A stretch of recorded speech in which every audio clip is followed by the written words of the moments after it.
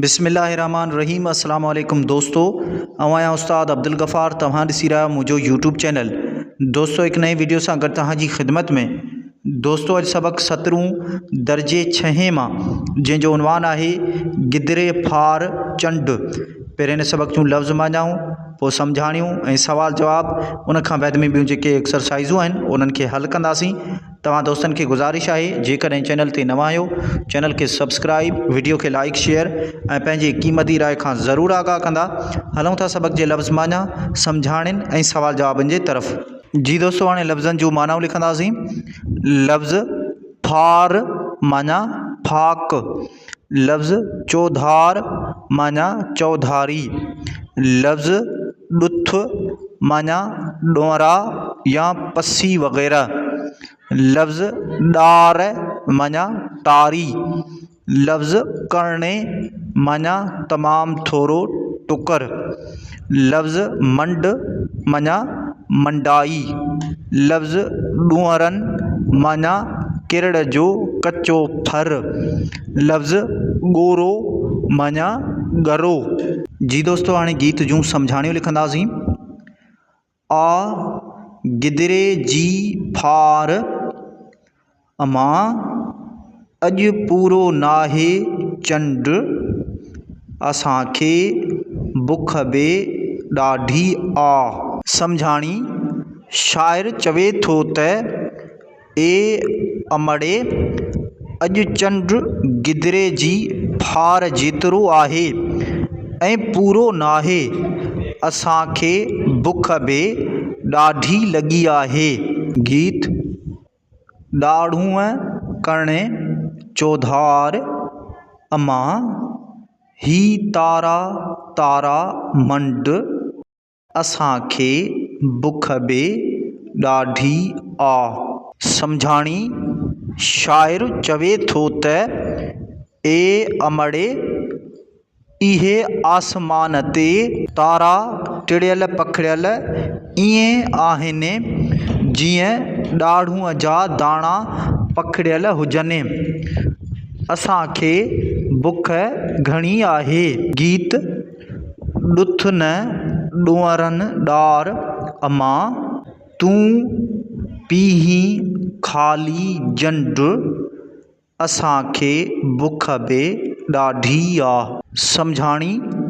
शाइर चवे थो त ए अमड़े ॾूंहरनि जी टारिन में ॾुथ बे कोन्हे, तूं ख़ाली जंड पीही रही आहीं, असांखे ॾाढी बुख लॻी आहे। गीत। ही चंड अमां ही मंड अमां, पर सभ खां ॻोरो जंड अमां, ही तुंहिंजो कोरो जंड अमां। सम्झाणी। शाइर शेख अयाज़ चवे थो त ए अमड़े ही चंड ऐं मंड बे आहे, पर तुंहिंजो जंड सभिनी खां ॻरो आहे, इहो कोरो आहे। मश्क। नंबर पहिरियों हेठियनि सवालनि जा जवाब ॾियो। अलिफ। सवाल नंबर पहिरियों, गिदरे जी फार जहिड़ो चंड कहिड़े तारीख़ जो थींदो आहे? जवाब। गिदरे फार जहिड़ो चंड 7 तारीख़ जो थींदो आहे। बे। सवाल नंबर ॿियो, ॾाढ़ूअ कण चौधार जो मतिलबु छा आहे? जवाब। ॾाढ़ूअ कण चौधार जो मतिलबु आसमान ते तारा ॾाढ़ूअ जे दाणनि वांगुरु पखिड़ियल हूंदा आहिनि। नंबर टियों, हेठियनि लफ़्ज़नि जी माना लिखो ऐं जुमलनि में कमु आणियो। लफ़्ज़ आहिनि फार, करणे, चौधार, ॾुथ, ॻोरो। जी दोस्तों हाणे लफ़्ज़नि जूं मानाऊं लिखंदासीं ऐं इन्हनि खे जुमलनि में इस्तेमालु कंदासीं। लफ़्ज़ आहे फार माना फाक।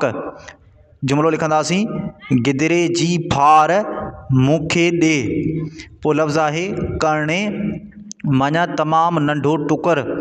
जुमिलो लिखंदासीं पुस्त जी कण ॾाढी सुठी शइ आहे।